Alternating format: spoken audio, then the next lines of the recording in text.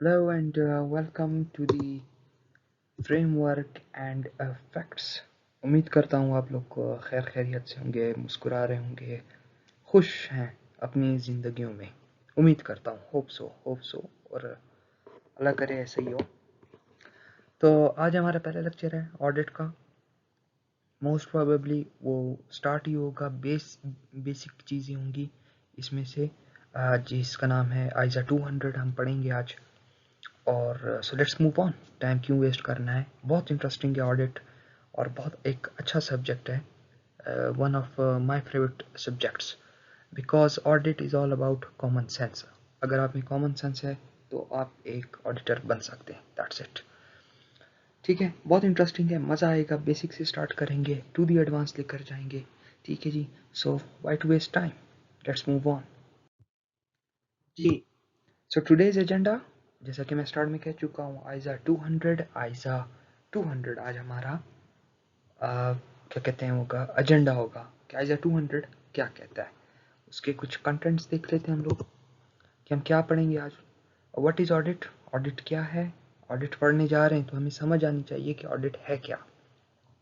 ये पढ़ेंगे कि ऑडिट क्या है, ऑब्जेक्टिव ऑफ ऑडिट, ऑडिट के ऑब्जेक्टिव्स क्या हैं, पर्पजेस क्या हैं, क्यों ऑडिट किया जाता है, क्यों ज़रूरी है पूरी दुनिया में। आप सुन रहे होंगे, आप लोग ने कई बार सुना भी होगा, किसी न्यूज़ में या किसी मूवी में या किसी वेब सीरीज़ में कि ऑडिट कमेटी के सामने कोई बंदा पेश हो रहा है, तो क्यों ज़रूरी है ऑडिट, ये भी हम आज पढ़ेंगे। व्हाट इज़ अश्योरेंस एंगेजमेंट, क्या है अश्योरेंस एंगेजमेंट, वो हम पढ़ेंगे तब हमें पता चलेगा। आइज़ा 200 ने अश्योरेंस एंगेजमेंट को डिफाइन किया हुआ है, और लेवल ऑफ अश्योरेंस क्या हैं, कितने हैं, कौन कौन से हैं, ये भी आइज़ा 200 के अंदर डिफाइन हुआ है। इसके बाद है एलिमेंट्स ऑफ अश्योरेंस एंगेजमेंट। अच्छा, अश्योरेंस एंगेजमेंट के ऊपर पूरा एक सेक्शन बना हुआ है। ठीक है जी, तो एलिमेंट्स पढ़ेंगे अश्योरेंस एंगेजमेंट के बारे में कि कौन कौन से एलिमेंट्स हैं। उसके बाद essentials for proper conduct of audit, जब हम एक ऑडिट करने जाएंगे तो उसके एसेंशियल्स क्या हैं, एक सही प्रॉपर अगर हम लोग ऑडिट करें तो उसके एसेंशियल्स क्या हैं, ये भी हम पढ़ेंगे। What is audit risk, Aiza 200 के अंदर ये डिफाइन हुआ है। हालांकि ऑडिट रिस्क हम लोग को जो डिटेल में और बहुत ज़्यादा डेप्थ में पढ़ने वाले हैं वो आइज़ा 315 है। ठीक है, वो क्या है, आइज़ा 315 को हम लोग ऑडिट रिस्क बहुत डिटेल में पढ़ेंगे। इधर मैं सिर्फ आपको ऑडिट रिस्क बताऊंगा कि वो है क्या, डिटेल में पढ़ेंगे आइज़ा 315 में। ठीक है जी। उसके बाद है terms defined in Aiza 200। Aiza 200 के अंदर कुछ टर्म्स डिफाइंड हुई हैं, वो हम पढ़ेंगे। ठीक है जी, जैसे कि अश्योरेंस एंगेजमेंट है, और भी ऐसे कई ऐसे वर्ड्स हैं, कई ऐसे टर्म्स हैं जो कि डिफाइन हुए हैं, और वो टर्म्स को आपने क्या करना है, अपनी दिमागों में बिठाना है, क्योंकि आगे जाके वही टर्म्स यूज़ हो रही होंगी। तो ऐसा तो नहीं होगा ना कि वो टर्म्स आएंगी और आप लोग मुझसे आगे पूछेंगे कि सर इस टर्म का मतलब क्या है। ठीक है जी, तो वो आप लोगों ने यहीं से सीखना है, इसीलिए ये बेसिक है। ठीक है जी, तो बढ़े आगे। जी जी, बताइए, बढ़े आगे। ठीक है जी। अच्छा, पहले आप लोग ये अब कुछ लोग पूछ रहे होंगे सर आइज़ा का मतलब क्या है। आइज़ा का मतलब है इंटरनेशनल स्टैंडर्ड्स ऑफ ऑडिटिंग। ये एक स्टैंडर्ड है, पूरी दुनिया में यही स्टैंडर्ड्स चलते हैं ऑडिटिंग के। ठीक है जी, अनलेस एंड अनटिल लॉ का कोई से कॉन्फ्लिक्ट हो। अगर लॉ आपको कह रहे हैं कि आइज़ा के जैसा आइज़ा कहती है वैसे ही ऑडिट करें तो हम वैसे ही करेंगे। अगर लॉ कुछ और कह रही है और आइज़ा कुछ और कह रहा है तो हमने क्या प्रेफर करना है, लॉ को प्रेफर करना है, क्योंकि माही बाप कौन होता है, लॉ होता है। So let's move on and dive into the audit ISA 200। ठीक है जी, बढ़ते हैं आगे। और हमारे पास सबसे पहला आ गया है, जो आज हमारा एजेंडा है, वो आ गया है व्हाट इज़ ऑडिट। ऑडिट क्या है, ऑडिट क्या है सर। हम ऑडिट पढ़ने जा रहे हैं तो हमें ऑडिट का मतलब समझना चाहिए कि ऑडिट है क्या।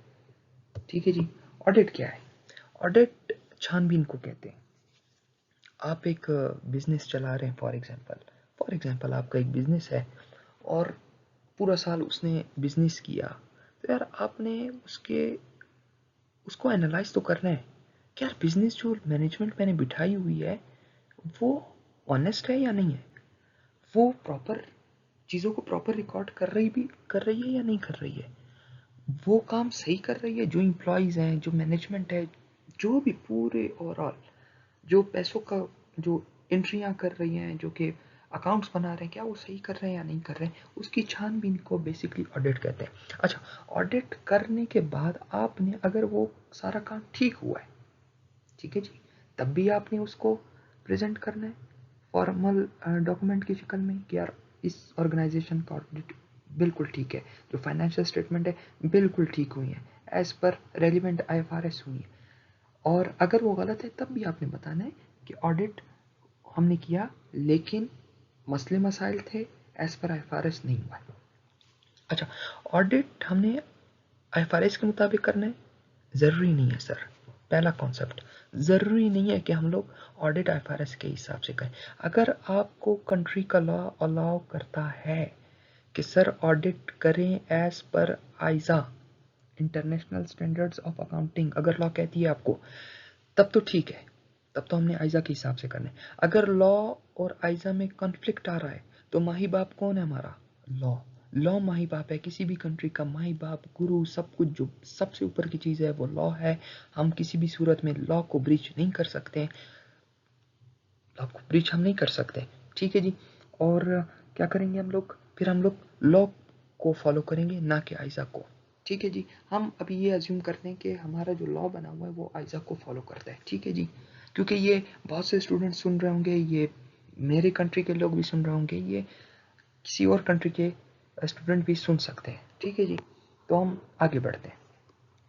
ऑडिट समझ आ गई है, ठीक है जी, वेल डन। आगे डेफिनेशन हमारे सामने है, डेफिनेशन को मैं एक्सप्लेन करूंगा, रीडिंग करके डेफिनेशन समझ नहीं आएगी, ठीक है जी। बढ़ते हैं, स्किप नहीं करना, स्किप किया इनमें से लव कुछ मैंने बोल्ड करके लिखे हुए हैं, हाईलाइटेड है, ठीक है जी। अगर ये आपके मीनिंग स्किप हो गई हैं तो आप ये समझे पूरी डेफिनेशन आपको समझ नहीं आएगी, तो don't skip it please. An audit is an independent systematic examination of an organization financial records, transactions and internal controls to assess their accuracy, fairness and compliance with relevant laws and accounting standards। ठीक है जी, definition मैंने पढ़ लिया, समझ अभी भी नहीं आई है, अभी मैं समझाता हूँ। ऑडिट क्या है? ऑडिट इज एन इंडिपेंडेंट, एक आज़ाद, इंडिपेंडेंट सिस्टमैटिक एग्जामिनेशन है।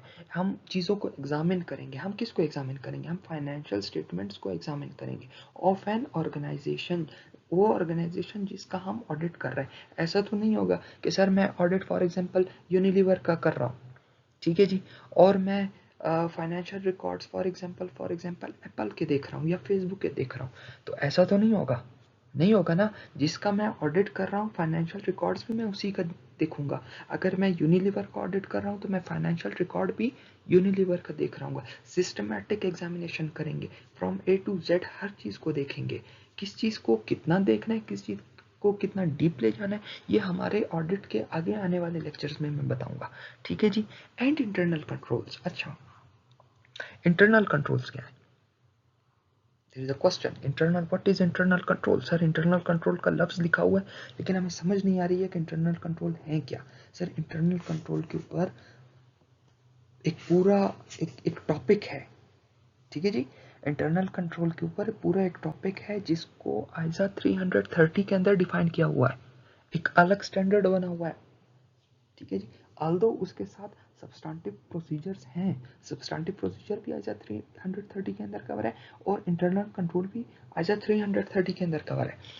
तो ये हम लोग डिटेल में उधर पढ़ेंगे 330 में। सो सब्सक्राइब कर दीजिएगा, जब वो लेक्चर आएगा तो आपको पता चल जाएगा, बेल आइकन दबा दीजिएगा, ठीक है जी। अच्छा, मैं आपको वैसे ही एक इंटरनल कंट्रोल का मतलब बता देता हूँ for the sake of this definition, ठीक है जी। इंटरनल कंट्रोल वो कंट्रोल्स हैं जो मैनेजमेंट खुद कर रही है। फॉर एग्जाम्पल हर चीज़ की एग्जाम्पल मौजूद है मेरे पास, ठीक है जी। आपका बिजनेस है, आपने जो मैनेजमेंट बिठाई हुई है वो काम ठीक कर रही है या नहीं कर रही है, इसको, ठीक है, उसको हम इंटरनल कंट्रोल कहते हैं। आपके कंट्रोल्स कैसे हैं, आपकी मैनेजमेंट प्रॉपर रिकॉर्ड कर रही है, नहीं कर रही है। अच्छा, एक इंटरनल ऑडिट का भी एक कॉन्सेप्ट है, इंटरनल ऑडिट, एक्सटर्नल ऑडिट। ठीक है जी, ये आगे आने वाले दिनों में मैं आपको बताऊंगा। मोस्ट प्रोबेबली इसका जो नेक्स्ट ऑडिट का लेक्चर होगा उसमें मैं बताऊंगा कि difference between internal audit and external audit. ठीक है जी, तो इंटरनल कंट्रोल्स आपने अपने कंट्रोल्स को पहले देखना है। ठीक है जी।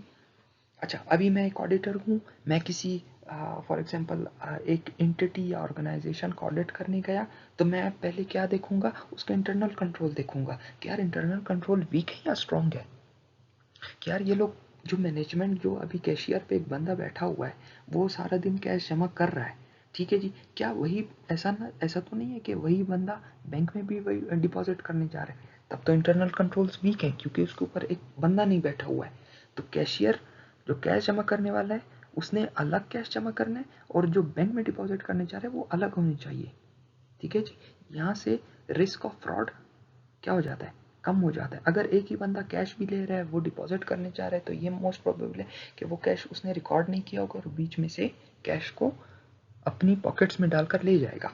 तो अगर दूसरा बंदा होगा तो वो तो बोलेगा ना, सर आज इतने बंदे आए हैं, कैश कम है और कैश कहाँ है। तो इसे इंटरनल कंट्रोल कहते हैं। फॉर द सेक ऑफ मैंने सिर्फ डेफिनेशन बताई है और मैंने आगे डिटेल में नहीं बताया, इसको आने वाले दिनों में मैं बताऊंगा आपको। ठीक है जी, नेक्स्ट वीडियो हमारी most probably internal control internal audit और एक्सटर्नल ऑडिट के ऊपर होगी। ठीक है जी। अच्छा, and internal controls to assess the accuracy. ठीक है जी, हम क्या करें, असेस करेंगे एक्यूरेसी को, किस चीज़ की आगे आ रहा है, फेयरनेस, ओके, किस चीज़ की आगे आ रहा है, and compliance with relevant laws. मैंने शुरू में कहा, अगर लॉ है तो आइजा अप्लाई नहीं होगा, आइजा उस वक्त अप्लाई होगा जब लॉ इजाज़त देगी। अगर कॉन्फ्लिक्ट है तो लॉ के ऊपर जाना है। ठीक है जी। एंड अकाउंटिंग स्टैंडर्ड्स, क्या जो फाइनेंशियल स्टेटमेंट बने हैं वो एक्यूरेट हैं, फेयर हैं, और लॉ के, उस कंट्री के लॉ के मुताबिक हैं, और अकाउंटिंग स्टैंडर्ड्स के मुताबिक हैं। इन सब चीज़ों को हमने एग्जामिन करना होगा, और इसी का नाम है ऑडिट। दैट्स इट, यही डेफिनेशन है ऑडिट की। समझ आ गई है? कोई क्वेश्चन हो कमेंट सेक्शन में पूछ लीजिएगा, I will respond to it. Okay, समझ आ गई है? कोई क्वेश्चन, उम्मीद है नहीं होगी। ऑडिट क्या है? इंडिपेंडेंट सिस्टमैटिक एग्जामिनेशन, किस चीज़ की, फाइनेंशियल रिकॉर्ड्स की, किसकी, उस एंटिटी की जिसका हम ऑडिट करने जा रहे हैं। ठीक है जी, उसके हमने क्या देखना है, ट्रांजैक्शंस देखने हैं, इंटरनल कंट्रोल्स देखने हैं, फाइनेंशियल स्टेटमेंट्स देखनी है, क्या वो एक्यूरेट है, फेयर है, उस कंट्री के लॉ के मुताबिक है, और अकाउंटिंग स्टैंडर्ड्स के मुताबिक है। That is called audit. ठीक है जी, आगे बढ़ें। Objective of audit. अच्छा, ऑडिट की डेफिनेशन तो हमें समझ आ गई है, लेकिन ऑब्जेक्टिव क्या है, पर्पस क्या है ऑडिट का, ये भी हम समझ लेते हैं। Opinion on financial statement highlight किया हुआ है, इसी पे फोकस कीजिएगा फिलहाल, आगे वाले को छोड़ दीजिए। ओपिनियन देना होता है फाइनेंशियल स्टेटमेंट। ओपिनियन क्या है, आइजा 700 की सीरीज हमें बताएगी। पूरा आइजा बना हुआ, एक नहीं दो तीन है। ठीक है जी, 700 सीरीज मैं उसको नाम दे रहा हूँ। तो पूरी एक सीरीज है, 3-4 हैं। ठीक है जी, वो ओपिनियन के बारे में है। ओपिनियन के बारे में है कि वो जो मैं आपसे स्टार्ट में मैंने आपसे बात की, एक फॉर्मल डॉक्यूमेंट की शक्ल में हमने प्रेजेंट करना है कि ऑडिट फेयर है या नहीं है, या कैसा है कैसा नहीं है, ठीक हुआ है नहीं है, जो एफएस है वो अकॉर्डिंग टू लॉ और अकाउंटिंग स्टैंडर्ड्स के मुताबिक है। इसको हम लोग जिस शक्ल में हम पेश करेंगे, जो ओपिनियन होगा, जो हमारा वर्डिंग होगी, उसे ओपिनियन कहते हैं। ये एक अलग टॉपिक है, आइजा 700 सीरीज में ये डिफाइन हुआ है। ठीक है, ऑब्जेक्टिव क्या है, ओपिनियन देना है फाइनेंशियल स्टेटमेंट्स के ऊपर। ठीक है जी, अब आगे पढ़ते हैं थोड़ा सा। To determine whether the financial statements presents true and fair view, ठीक है जी, ऑफ एन एंटिटी या ऑर्गेनाइजेशन फाइनेंशियल पोजीशन। क्या वो ठीक है या नहीं है, ठीक, ये देते हैं। ठीक है जी, ये ओपिनियन है by the way, true and fair ये ओपिनियन है। अगर हमारा फॉर एग्जांपल आपकी एंटिटी है, मैं ऑडिट करने आ जाऊं, तो मैं आपको क्या रिपोर्ट दूंगा, अगर ठीक हुआ है सब कुछ, एफएस मींस फाइनेंशियल स्टेटमेंट। ठीक है जी, अच्छा, उम्मीद करता हूँ कि आप लोगों को फाइनेंशियल स्टेटमेंट्स का मतलब पता होगा। फाइनेंशियल स्टेटमेंट डजंट मीन कि मैं सिर्फ इनकम स्टेटमेंट की बात कर रहा हूँ या मैं सिर्फ बैलेंस शीट की बात कर रहा हूँ। नो सर, मैं कैश फ्लोज की बात कर रहा हूँ, मैं इनकम स्टेटमेंट की बात कर रहा हूँ, मैं बैलेंस शीट की बात कर रहा हूँ, मैं डिस्क्लोजर्स की बात कर रहा हूँ और उनके कंपैरेटिव फिगर्स, मतलब जो पिछले साल के फिगर्स हैं उनकी बातें मैं कर रहा हूँ। ठीक है जी। अच्छा, क्या वो ठीक है ट्रू एंड फेयर व्यू दे रही हैं? अगर ट्रू एंड फेयर व्यू दे रही होंगी तो मैं ओपिनियन दे दूंगा भाई these FS are prepared in accordance with IFRS. ये एक अलग टॉपिक है, इसलिए मैं डिटेल में नहीं जाना चाहता हूँ, लेकिन क्या करूँ, मैं मजबूर हो जाता हूँ कि मैं डिटेल में जाने के लिए। ठीक है जी। तो मैं अपने आप को कंट्रोल कर देता हूँ और मैं सिर्फ ये लिखूंगा कि आपका जो ओपिनियन दूंगा ट्रू एंड फेयर है। ठीक है जी। Of the entity's financial position, performance and cash flow. Cash flows. अच्छा, ये प्राइमरी ऑब्जेक्टिव है। दो किस्म के ऑब्जेक्टिव होंगे ना, प्राइमरी होगा, सेकेंडरी होगा, किसी में तीसरा भी चला जा सकता है, फोर्थ भी चला जा सकता है। सो प्राइमरी क्या है? ओपिनियन देना है, जो सबसे मेन मकसद है। अगर कल को आपको एमसीक्यूज में आ जाए या थ्योरी में आ जाए कि प्राइमरी ऑब्जेक्टिव ऑफ ऑडिट क्या है, तो ओपिनियन ऑफ फाइनेंशियल स्टेटमेंट थोड़ा सा डिफाइन करना है आपने, to determine whether the FS present a true और फेयर व्यू और नॉट। ठीक है जी। अगला ऑब्जेक्टिव क्या है? डिटेक्शन और एरर एंड फ्रॉड। डिटेक्ट करना है एरर को या फ्रॉड को। यार कहीं ये जो फाइनेंशियल स्टेटमेंट है, ये इसमें कोई एरर है या फ्रॉड है? एरर और फ्रॉड दोनों अलग अलग चीजें। Error by mistake, fraud intentions. मैं फॉर एग्जांपल, मैं मैनेजमेंट हूँ, मैं एक आप लोगों का आपकी एक एंटिटी है, मैं उसमें मैनेजमेंट हूँ। मैंने फॉर एग्जांपल मैंने लिखना था 5 मिलियन रुपीस। ठीक है जी। 5 मिलियन रुपीस। मैंने 5 मिलियन रुपीस की जगह लिख लिया 5,000 रुपीस। ठीक है, बाय मिस्टेक। तो ये क्या है? ये क्या एरर है? ठीक है। तो जो ऑडिटर होगा वो इस एरर को आइडेंटिफाई करेगा कि सर यहाँ पे 5 मिलियन रुपीस आना चाहिए, लेकिन आपने 5,000 रुपीस रखे हैं, so that is an error. अब फ्रॉड क्या है? मुझे पता है कि यार 5 मिलियन है, लेकिन मैं जान पूछ कर 500 मिलियन लिखता हूँ तो 50 मिलियन लिखता हूँ। फ्रॉड बेसिकली छोटा नहीं होता। फ्रॉड जो है ना, वो एफएस को बढ़ चढ़ कर पेश करने का नाम है। तो ये मैंने इंटेंशनली ये काम किया, इसे फ्रॉड कहते हैं। इसके ऊपर भी एक आइजा है, आइजा 240, डिटेल में हम पढ़ेंगे। बहुत ही खूबसूरत और अच्छा और इंटरेस्टिंग आइजा है, आइजा 240। ठीक है जी। अच्छा, identify material misstatement due to error और फ्रॉड। मटेरियल मिसस्टेटमेंट क्या है? अगर आपको याद हो कि उसमें लिखा हुआ था टर्म्स डिफाइंड इन आइजा 200। ठीक है जी। तो वो क्या था? वो यही था कि वो टर्म्स क्या थी, उसमें एक मटेरियल मिसस्टेटमेंट का जो मैं आपको लास्ट में बताऊंगा। ठीक है। मटेरियल मिसस्टेटमेंट के मतलब है बहुत बड़ा मिसस्टेट होना, किसी भी मिसस्टेटमेंट हो जाना। ठीक है जी। फॉर एग्जांपल पीपी को आपने सही से डिप्रिशिएट नहीं किया, ये और पीपी को आपने इम्पेयर्ड नहीं किया, ये भी मिसस्टेटमेंट में आती है, मटेरियल हो जाता है इन सम केसेस। आगे बढ़ते हैं। अच्छा, ये जो अब मैं पढ़ाने वाला हूँ ये सेकेंडरी ऑब्जेक्टिव्स हैं। ठीक है जी। Verification of accounting records. जी, verification of accounting records. Verify कर रहे हैं अकाउंटिंग रिकॉर्ड्स को कि अकाउंटिंग जो रिकॉर्ड्स मौजूद हैं वो ठीक है या नहीं है ठीक। जैसे कि बैंक रिकन्सिलिएशन स्टेटमेंट को हमने वेरीफाई करना होगा, बैंक के पास जाना होगा कि सर इनके पास क्या यही बैलेंस मौजूद है, क्लोजिंग बैलेंस से हमें मैच करना होगा। इसे वेरिफिकेशन कहते हैं। ठीक है जी। ये हम डिटेल में पढ़ने वाले हैं, अभी तो स्टार्ट हुआ है। Ensure transactions are properly recorded and classified. Transaction records हुए, प्रॉपरली रिकॉर्ड हुए। ठीक है जी। 50 मिलियन था तो हमने 50 मिलियन किया हुआ है। क्लासिफाइड मतलब अगर वो एसेट है तो एसेट में क्लासिफाई किया है, किस हेड में जाना चाहिए, इसे क्लासिफिकेशन कहते हैं। नेक्स्ट है evaluation of internal control. Internal control को इवेल्युएट करना कि यार मैंने जो आपके कंट्रोल्स हैं, जो आपके इंटरनल कंट्रोल्स, जो आपके खुद के बनाए हुए कंट्रोल्स हैं, उनको वेरीफाई करना है। उनको हम बेसिकली इस वजह से वेरीफाई करते हैं कि यार मैं आगे मुझे कोई प्रोसीजर्स अप्लाई करने, अगर कंट्रोल स्ट्रांग है तो मुझे कोई प्रोसीजर्स अप्लाई करने नहीं होंगे। तो प्रोसीजर्स हम पढ़ेंगे आइजा 330 में, ठीक है जी। इंटरेस्टिंग टॉपिक है वो भी। Assess the effectiveness of system that prevent और डिटेक्ट एरर्स। जो आपके कंट्रोल्स है, क्या उसमें इतनी ताकत है कि वो प्रिवेंट कर सके और डिटेक्ट कर सके, बता सके कि ये एरर्स हुए हैं। ठीक है जी, आगे बढ़ते हैं। Compliance check, confirm adherence to laws, regulations and accounting standards. Law के हिसाब से हुई है, अकाउंटिंग स्टैंडर्ड के हिसाब से हुए, यही हम सब कुछ चेक करने होते हैं।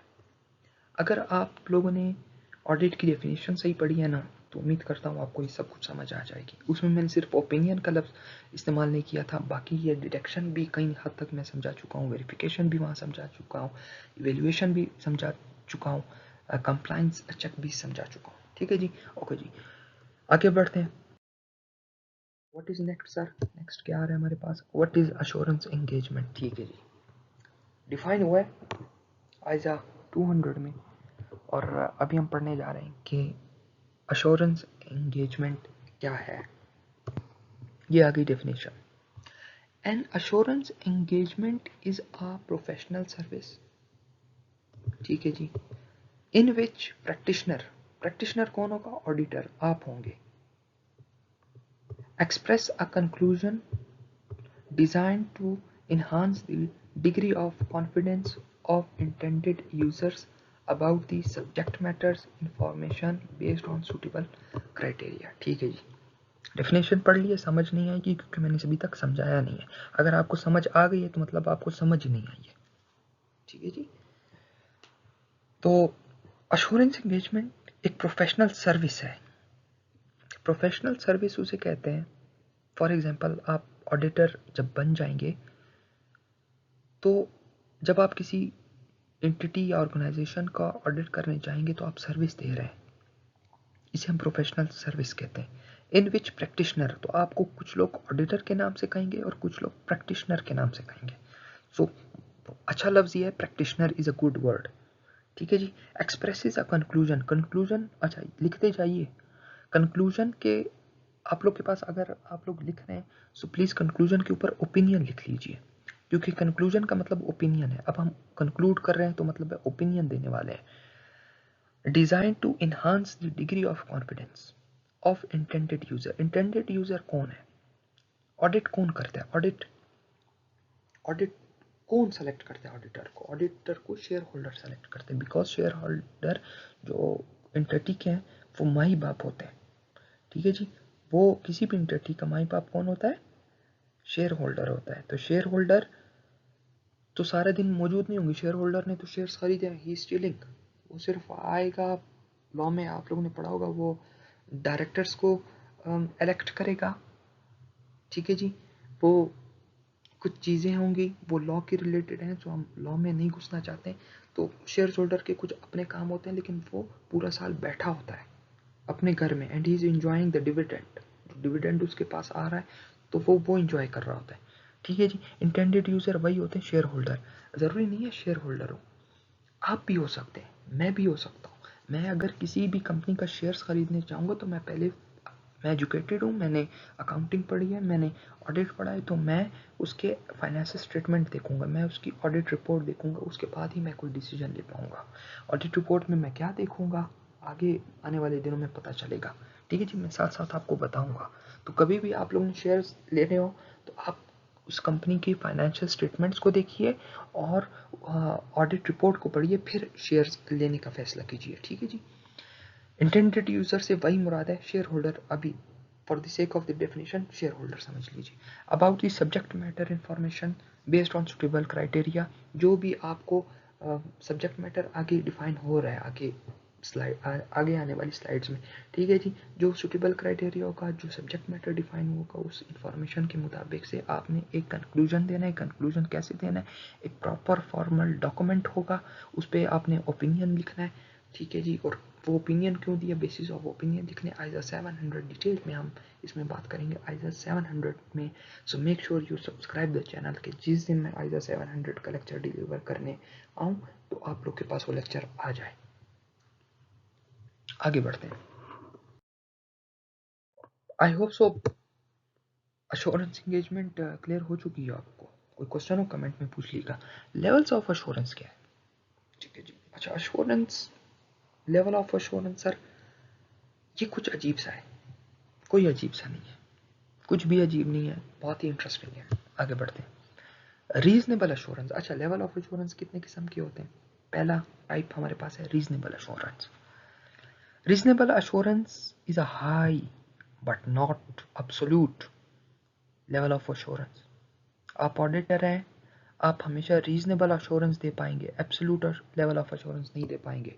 आप ये कभी नहीं कह पाएंगे अपने डॉक्यूमेंट्स में, जो आप ऑडिट रिपोर्ट में आप कभी नहीं कहेंगे मैं अच्छा डॉक्यूमेंट को मैं अभी आहिस्ता आहिस्ता मैं ऑडिट के लफ्ज़ यूज़ करूँगा, ऑडिट के टर्मिनोलॉजी यूज़ करूँगा ताकि आपके वो दिमाग में बैठ जाए और आप लोग उसे ऑब्जर्व कर पाएँ। और आगे आने वाले दिनों में जब आप लोग केस स्टडी सॉल्व करेंगे या कोई MCQs आए तो आप लोग वो वर्ड्स यूज़, वो टर्मिनोलॉजी यूज़ करें ताकि आपके आंसर में सॉलिड आंसर बने। ठीक है जी। जो एग्जामिनर वो जब चेक करे तो उसे पता हो यार ही नोज समथिंग, उसे पता है ऑडिट के बारे में। ठीक है जी। जो जिस दिन आप लोग ऑडिट रिपोर्ट बनाएंगे ना तो उस दिन आप लोग कभी भी एब्सोल्यूट अश्योरेंस का लफ्ज इस्तेमाल नहीं करेंगे। एब्सोल्यूट अश्योरेंस मीन्स 100% आप गारंटी ले रहे हैं कि ये जो फाइनेंशियल स्टेटमेंट है 100% ठीक है। कभी भी आप नहीं कह पाएंगे, no way, no chance, because there is a risk. Risk हमेशा होगा। ठीक है जी। सो रीजनेबल अश्योरेंस। अच्छा, एक ऑडिटर हमेशा रीजनेबल अश्योरेंस देगा, हमारे जितना हमसे हुआ उस रीजनेबल अश्योरेंस देंगे। ठीक है जी। हमसे जितना हुआ, हमने जितना एनालाइज किया उसे रीजनेबल अश्योरेंस कहते हैं। ठीक है जी। एब्सोल्यूट अश्योरेंस कभी नहीं होगा।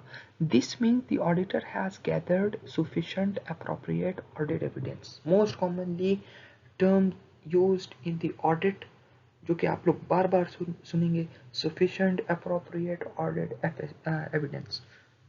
सफिशिएंट अप्रोप्रिएट ऑडिट एविडेंस का मतलब क्या है? सफिशिएंट अप्रोप्रिएट ऑडिट एविडेंस का मतलब आने वाली स्लाइड्स में हमें पता चलेगा, लेकिन यहाँ पे भी मैं आपको थोड़ा बहुत समझा देता हूँ कि वो एविडेंस जो कि सफिशिएंट है, जितना हमसे एविडेंस कलेक्ट हुआ हमने उसको एनालाइज किया, वो अप्रोप्रिएट था, इसी को सफिशिएंट अप्रोप्रिएट ऑडिट एविडेंस कहते हैं। आने वाली स्लाइड्स में मैं आपको डिटेल में थोड़ा सा बता दूंगा। ठीक है जी।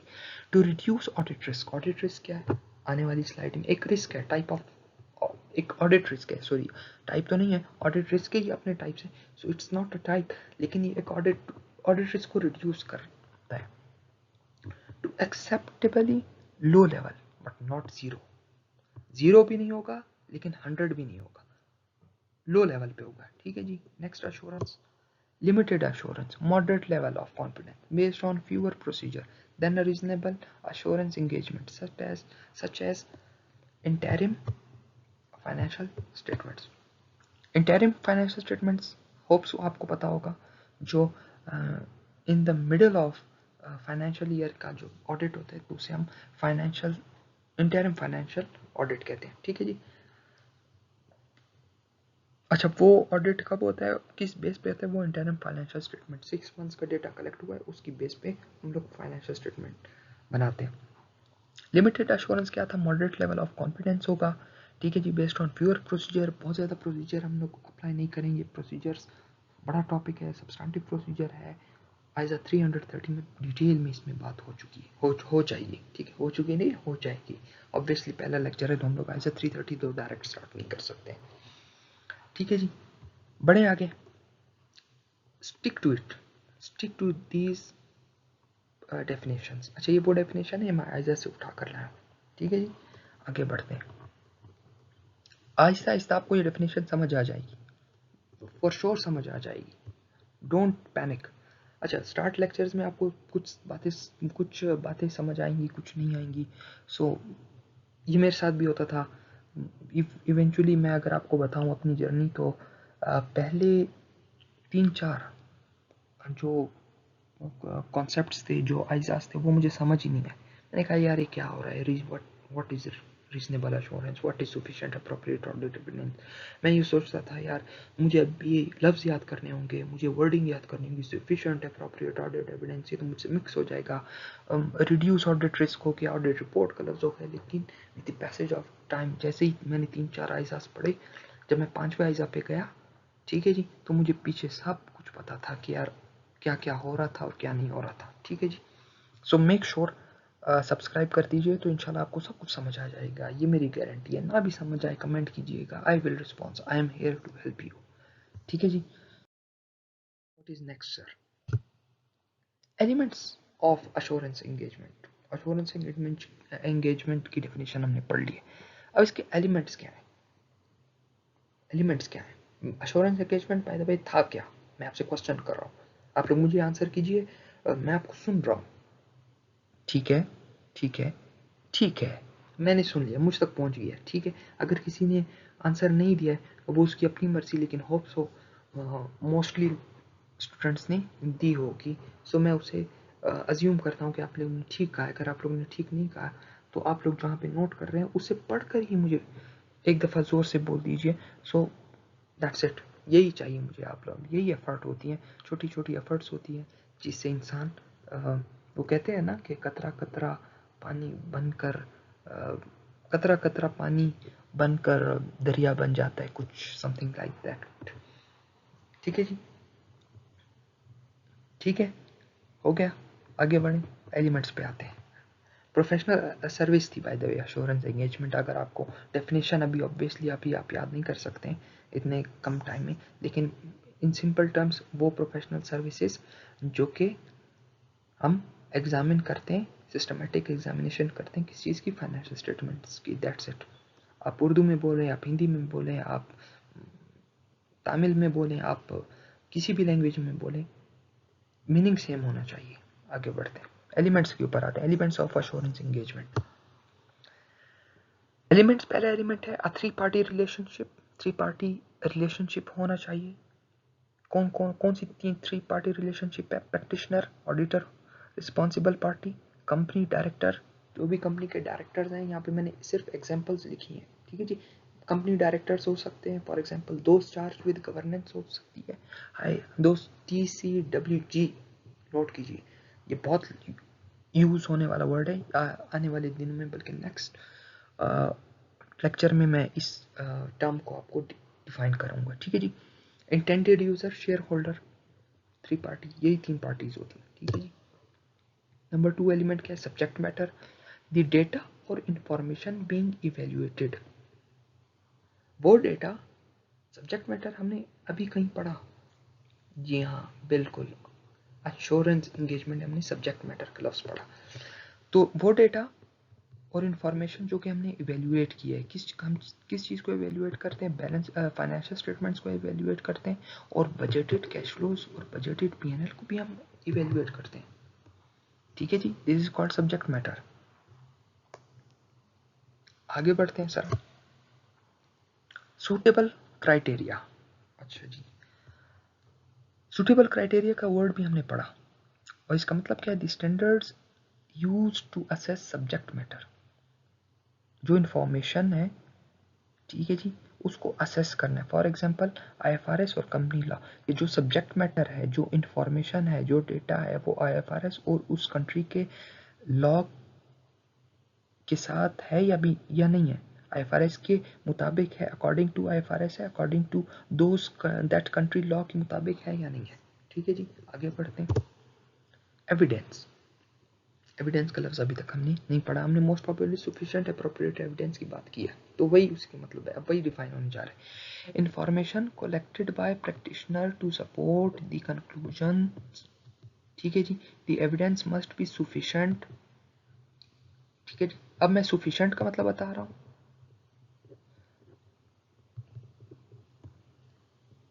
और अप्रोप्रिएट ही है। ठीक है जी, अलग अलग बता रहा हूँ। सफिशिएंट का मतलब क्या है? Enough to support the opinion. ठीक है जी, जो ओपिनियन हम लोग ऑडिट रिपोर्ट में प्रेजेंट करेंगे उसको सपोर्ट करेगा। अप्रोप्रिएट का मतलब है रेलिवेंट और रिलायबल, जो हम लोग डिफाइन करेंगे वो रेलिवेंट और रिलायबल होगा। ठीक है जी, तो इसी का मतलब है कि जो वो इन्फॉर्मेशन जो ऑडिटर ने सपोर्ट कर रहे कंक्लूजन के लिए। जो एविडेंस, जो वो कंक्लूजन वो दे रहे, जो ओपिनियन दे रहे, वो किस बेस पे दे रहे हैं, उसको हम लोग सफिशिएंट एप्रोप्रिएट ऑडिट एविडेंस कहते हैं। That's it. आगे बढ़ते हैं सर। 5वां एलिमेंट क्या है? Assurance report. A report issued to intended user. In simple terms audit report की बात हो रही है, लिख लीजिए इसके आगे audit report. That's it sir, यही था एलिमेंट्स ऑफ एश्योरेंस। ठीक है जी, अब हम आगे बढ़ते हैं। आगे हमारे पास आ रहा है essentials for proper conduct of audit. कि एक अभी हम ऑडिट करने जा रहे हैं तो उसके एसेंशियल्स क्या है। अच्छा सा ऑडिट करने जा रहे हैं, एक बड़ी एंटिटी का ऑडिट करने जा रहे हैं, तो क्या एसेंशियल्स होंगे? तो आइए वो पढ़ते हैं। पहला essential, integrity and ethical conduct. आप लोग सच्चे हैं या नहीं है? आप ऑडिट करने जा रहे हैं, कोड ऑफ एथिक्स क्या कि लिख लीजिए, code of ethics.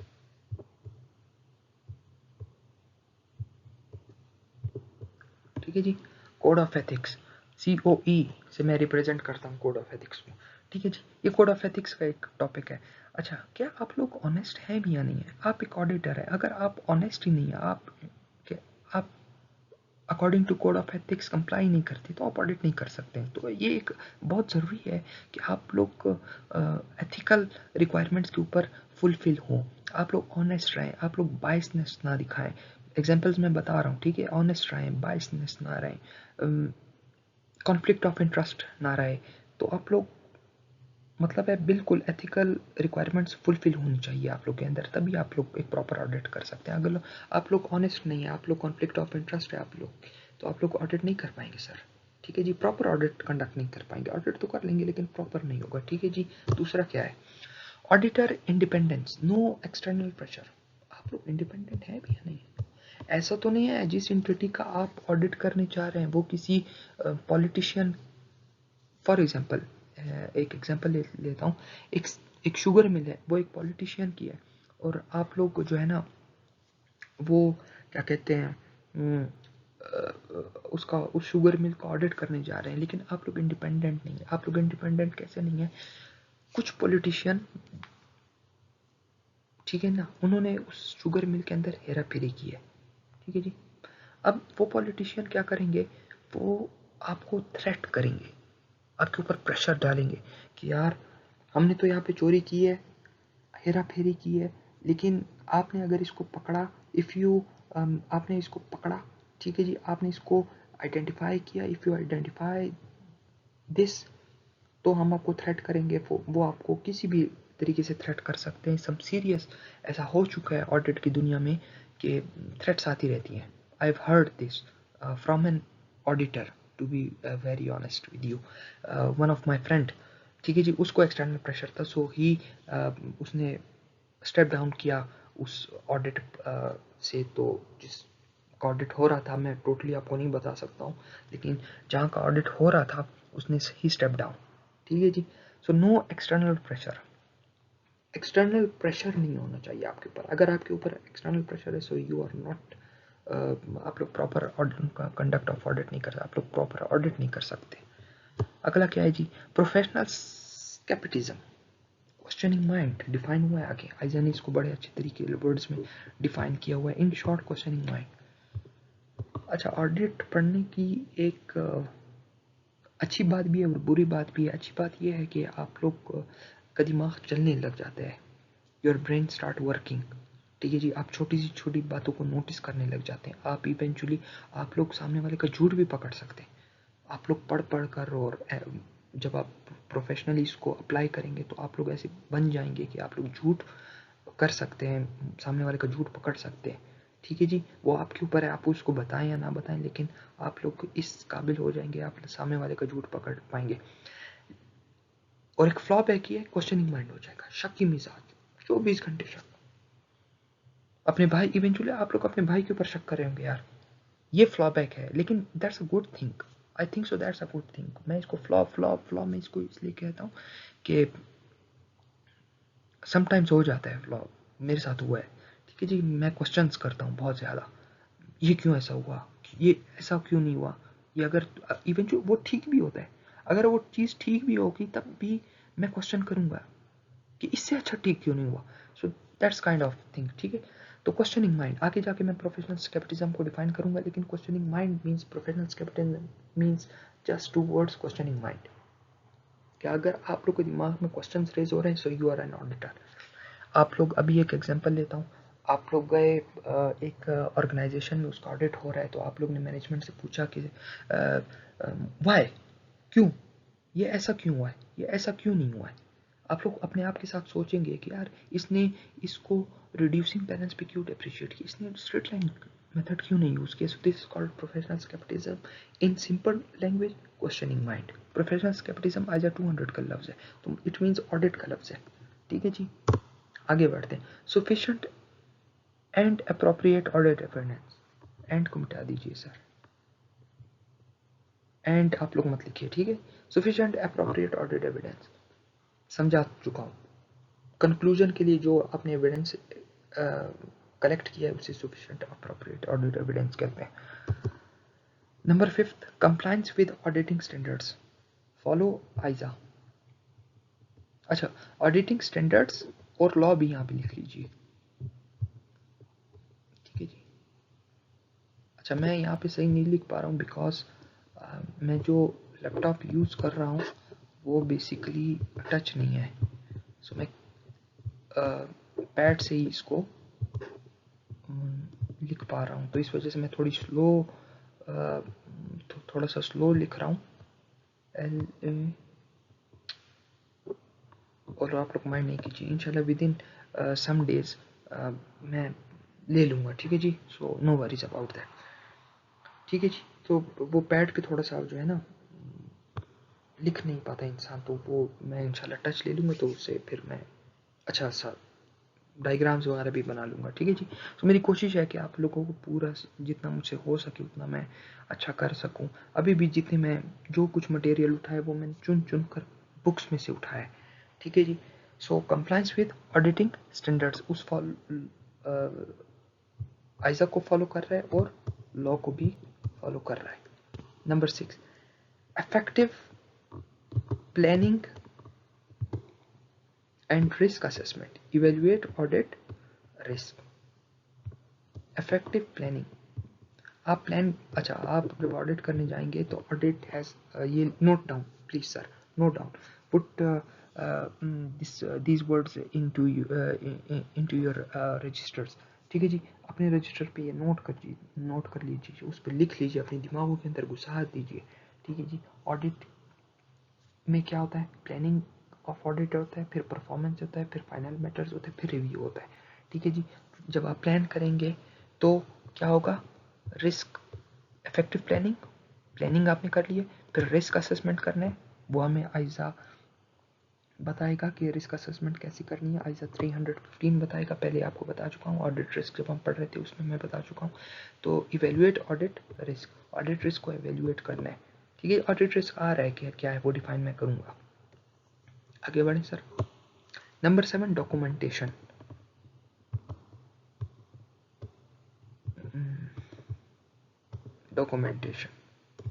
Proper documented, हर चीज़ डॉक्यूमेंटेड होगी, स्पेशली यहाँ पे हम लोग ऑडिट रिपोर्ट की बात करें, for the sake of A R से मैं डिनोट कर रहा हूँ, आप लोग पूरा लिख लीजिए, ठीक है जी। ए आर, ऑडिट रिपोर्ट, ठीक है जी। Documentation audit report for the sake of essentials में सिर्फ बता जी। आगे बढ़े। What is audit risk, sir हमने पढ़ा, ऑडिट भी पढ़ा, अश्योरेंस इंगेजमेंट पढ़ी, हमने ऑडिट की डेफिनेशन पढ़ी, लेकिन सर एक वर्ड बार बार आ रहा था, audit risk, audit risk, audit risk. So अभी हम पढ़ते हैं ऑडिट रिस्क है क्या, ठीक है जी। आइए जी, ऑडिट, अच्छा ये आइजा की वर्डिंग है, ये मेरे अपने वर्ड्स नहीं है, ठीक है जी। सो हम पढ़ते हैं, audit risk is the risk that the auditor expresses an inappropriate audit opinion when the financial statement are material misstated। Audit risk क्या है,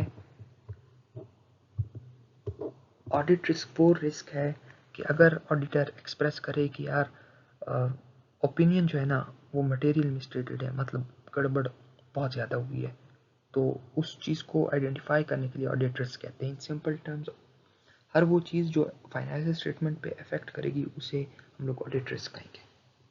ठीक है जी, ये हम लोग प्लानिंग स्टेज में करते हैं ऑडिट रिस्क। ठीक है जी, कि रिस्क मौजूद है या नहीं है, तो ये प्लानिंग स्टेज की हम बात कर रहे हैं।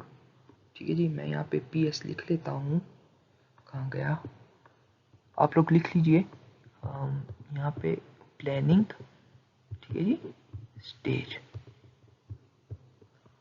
ऑडिट रिस्क हमेशा हम लोग प्लानिंग स्टेज में करते हैं। ठीक है जी, audit risk is the risk that the auditor expresses an inappropriate audit opinion when the financial statement are material misstated. आगे बढ़ते हैं, आते हैं सब कुछ हम समझाता हूँ।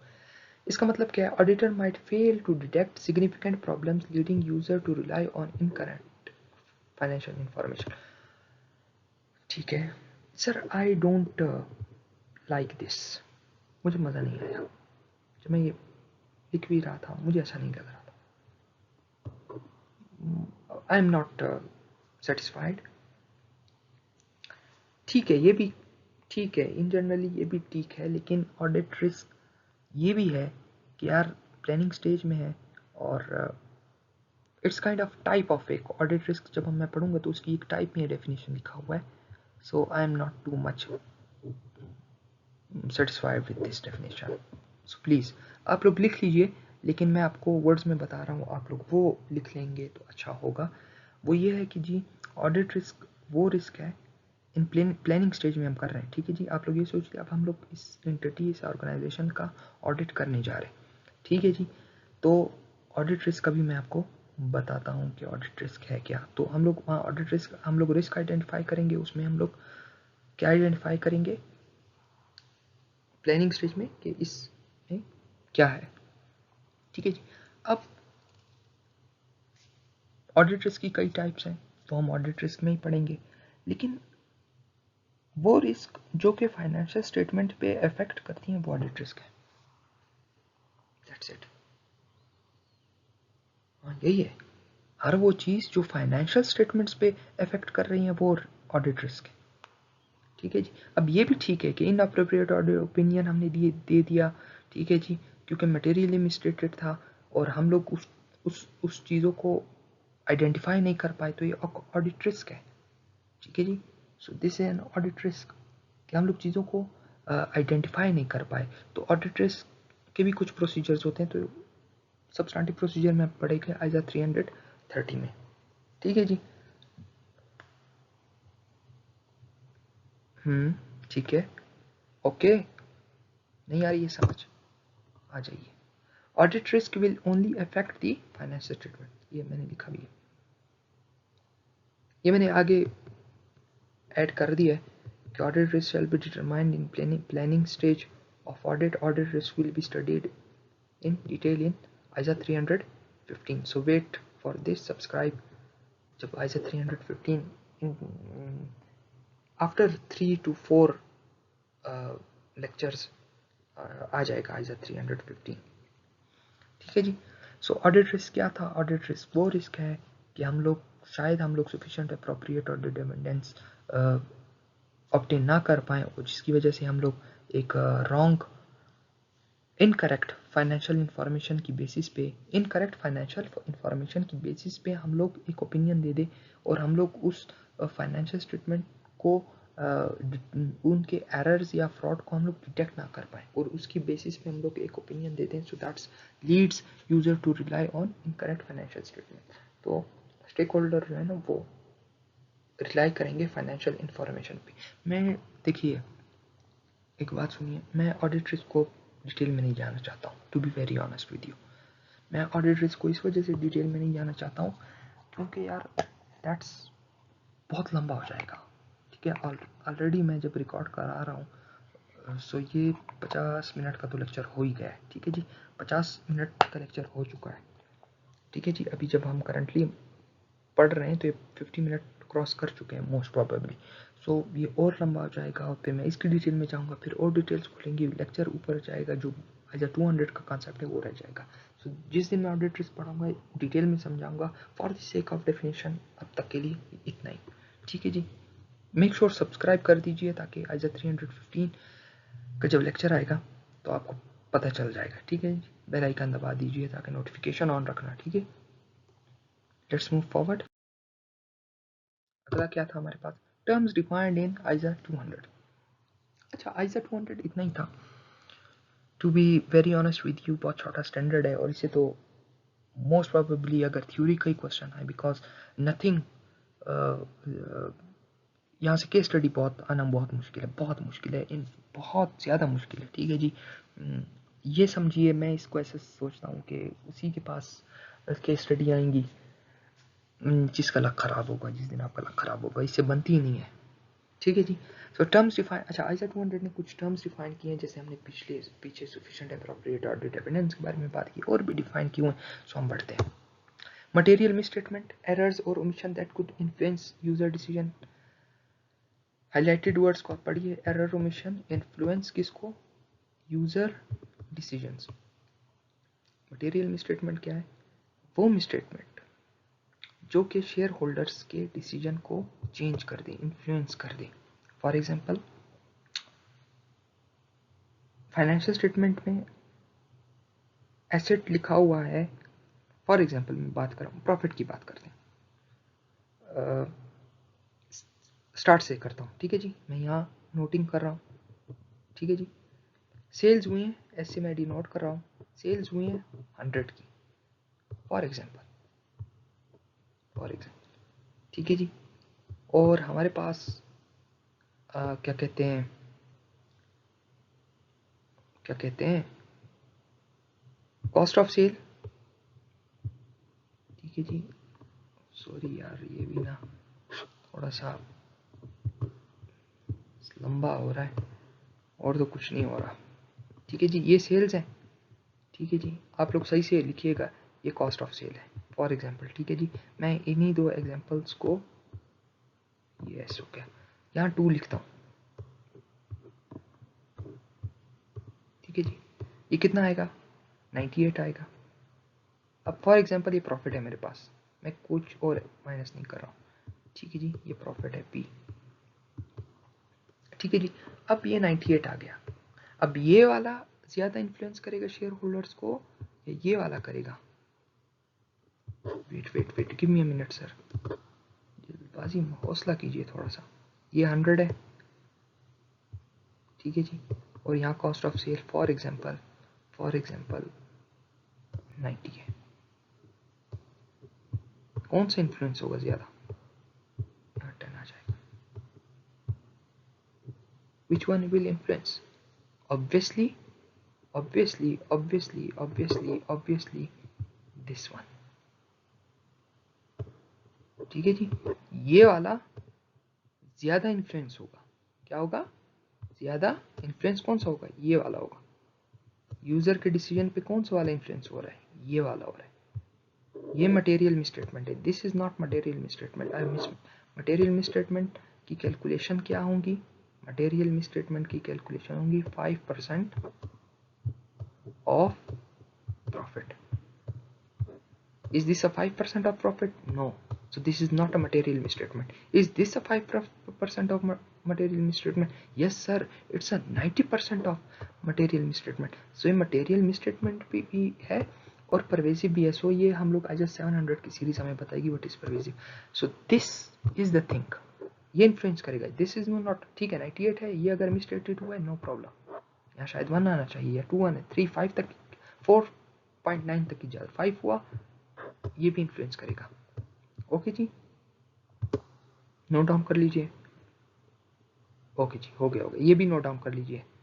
दिस वन, दिस जो मैं भी हाईलाइट कर रहा हूँ, ये जो येलो से मैंने हाईलाइट किया है, दिख रहा है, नहीं दिख रहा, नहीं दिख रहा होगा सर यार, आई एम सॉरी बट फिलहाल मेरे पास पैड नहीं है जिसमें मैं लिख पाऊँ। सो मैं तो माउस पैड से ही काम चला रहा हूँ, सो इस वजह से बहुत मिक्सअप होगा, थोड़ा सा गुजारा कीजिए, इंशाल्लाह सून मैं वो ले लूँगा, ठीक है जी। 5% ऑफ प्रॉफिट, ठीक है जी, ये एग्जांपल्स लिख लीजिए। कौन सा इन्फ्लुएंस कर रहा है, कौन सा इन्फ्लुएंस कर रहा है, कौन सा इन्फ्लुएंस कर रहा है, ये इन्फ्लुएंस हो रहा है, ये इन्फ्लुएंस नहीं हो रहा है, सो मैं मार्क नहीं कर रहा हूँ। ठीक है जी, ओके जी, होप सो आप लोग ने राइट डाउन कर लिया। सो ठीक है जी, मैं इसे मिटा रहा हूँ, आई एम इरेजिंग इट। मैं बीच में इंग्लिश बोल रहा होता हूँ, स्टॉप हो जाता हूँ, डजंट मीन कि इंग्लिश नहीं आती है। नहीं आती है ना, अच्छा, वो तो आप लोग के ऊपर डिपेंड करता है। ठीक है जी, बाय द वे ये भी मैं खुद ही लिखता हूँ जो आपके सामने मटेरियल है।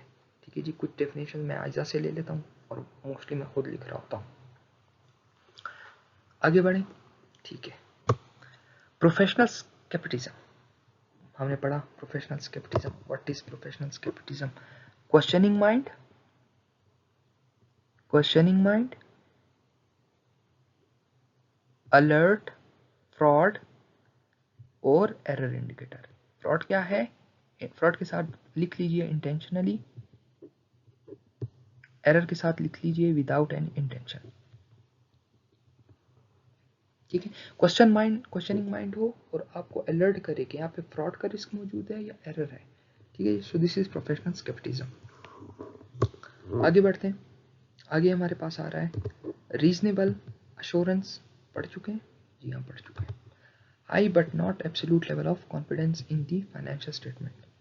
पूरा कॉन्फिडेंस नहीं होगा लेकिन होगा कि जी हमने ठीक किया, लेकिन 100% अश्योरिटी हम नहीं दे सकते, because there is always risk. Audit risk की टाइप है इनहेरेंट रिस्क, वही है ये। ठीक है जी, एब्सोल्यूट लेवल ऑफ कॉन्फिडेंस कभी भी नहीं आएगा। Professional judgement, applying experience.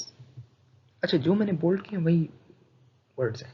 ठीक है जी, knowledge to make informed auditor decision. Professional judgement वो है कि अप्लाई करना है अपने एक्सपीरियंस को, जितने भी आप पास्ट में ऑडिट कर चुके हैं। ठीक है जी, अगर एक्सपीरियंस नहीं है तो नॉलेज तो आपके पास होगी, आइजा की नॉलेज होगी, IFRS की नॉलेज होगी, IAS की नॉलेज होगी, लॉ की नॉलेज होगी, तभी तो आप ऑडिटर बने सर। सो उसकी बेस पे आपने ऑडिट डिसीजन देना है, ओपिनियन देना है। फिर से ऑडिट रिपोर्ट की बात आ रही है। ठीक है जी, ऑडिट रिपोर्ट की बात आ रही है यहाँ पे भी। ठीक है जी, सो ओके, मैं आगे बढ़ूँ जी, आगे बढ़ते हैं। एथिकल रिक्वायरमेंट्स फुलफिल की हैं या नहीं की हैं? What is ethical requirement? Integrity, objectivity, confidentiality, competence and independence। ये हमने पढ़ना है कोड ऑफ एथिक्स में। फिलहाल आप लोग ये वर्ड याद कर लीजिए, हालांकि ये जो है ना आने वाले 2-3 लेक्चरों में ये वर्ड्स यूज़ नहीं होंगे। ठीक है जी, जब हम इंटरनल ऑडिट पढ़ेंगे या using the work of other पढ़ेंगे तभी ये वर्ड्स यूज़ होंगे। ठीक है जी, सो फिलहाल के लिए कोड ऑफ एथिक्स के लिए ऊपर हम छोड़ देंगे। या जब हम using the work of other पढ़ेंगे, आइजा 610 और 620 जब हम पढ़ेंगे सून इंशाल्लाह, तो उसमें हम लोग ये वर्ड यूज़ करेंगे, यही टर्म्स यूज़ हुई। बस है sir, that's it for today. यही था आज का लेक्चर और आई होप सो आप लोगों को अच्छा लगा होगा मेरा लेक्चर डिलीवर करना, the way I deliver the lecture, क्योंकि मैं स्टूडेंट लाइफ से गुजर चुका हूँ और basically right now I am also a student. आप भी स्टूडेंट हैं, एक टीचर जो पढ़ा रहा है, जो आपको पढ़ा रहा है वो भी स्टूडेंट है, और इंसान मरते दम तक स्टूडेंट ही रहना चाहिए तो वो उसके लिए बेटर होगा। बिकॉज अगर आपको ये लगता है कि यार सारी नॉलेज मेरे पास है बाकी किसी के पास नहीं, सो आपकी भूल है। शायद मैं जो पढ़ा रहा हूँ मुझसे ज़्यादा अच्छी नॉलेज किसी और के पास हो, उससे अच्छी नॉलेज उस किसी और के पास हो। शायद आप में से जो स्टूडेंट्स हैं वो अपने टीचर का लेक्चर लेकर आ रहे होंगे, उनके पास ऑलरेडी नॉलेज है, उन्होंने ज़्यादा डीप में पढ़ा होगा। मैं ज़्यादा डीप लेकर नहीं गया क्योंकि मैं अपनी पेस से लेकर चलूँगा और मैंने चीज़ों को डिवाइड किया हुआ है। ठीक है जी, so that's it for today. Be happy, keep smiling and work hard, and last but not the least, make sure your actions never hurt anyone. खुश रहिए, मुस्कुराते रहिए, लेकिन यार कोई भी ऐसा काम मत कीजिए जिससे दूसरे बंदा डिसअपॉइंट हो, हर्ट हो, पीछे आपको बुरा समझे। सो ये काम कभी मत कीजिए और हमेशा हंसते रहिए, मुस्कुराते रहिए। दुनिया छोटी है, ठीक है जी। वर्क हार्ड, अपने आप में मेहनत कीजिए, अपने आप को चेंज कीजिए, उस टाइम से निकल आइए जो कि आपकी कॉलेज लाइफ थी या स्कूल लाइफ थी, वो लाइफ सर आपने अब कंटिन्यू नहीं करना है। Be a professional. आप प्रोफेशनल स्टडीज़ कर रहे हैं या कर रही हैं, जो भी है, मेल और फीमेल बोथ के, दोनों के लिए मैं ये वर्ड यूज़ कर रहा हूँ कि प्रोफेशनल का वर्ड यूज़ कर रहा हूँ, बिकॉज ऑडिट जो भी पढ़ता है वो एक प्रोफेशनल लाइफ में ही आ रहा है। सो मेक श्योर कि आप लोग एक प्रोफेशनल तरीके से बात भी कीजिए, अच्छे से पेश आइए, डाउन टू अर्थ रहिए, और that what it's all about. So subscribe करना मत भूलिए यार। वन रिक्वेस्ट फॉर मी, मैं आया, मैंने 1 घंटे का लेक्चर दिया, सब्सक्राइब कर दीजिए और बेल आइकन को दबा दीजिए, ताकि आपके पास जो आने वाले ऑडिट के लेक्चर्स हैं या अकाउंटिंग के लेक्चर्स हैं या बिजनेस इनसाइट के लेक्चर हैं, उसके जो लेक्चर्स हैं या मैनेजरियल अकाउंटिंग के लेक्चर्स हैं, वो आपके पास आ जाएंगे। So you enjoy it. Once again happy रहिए, स्माइल कीजिए, and that's it for today. I said 200, if you have done, अल्हम्दुलिल्लाह। Goodbye, take care, see you with the rest of time. Subscribe.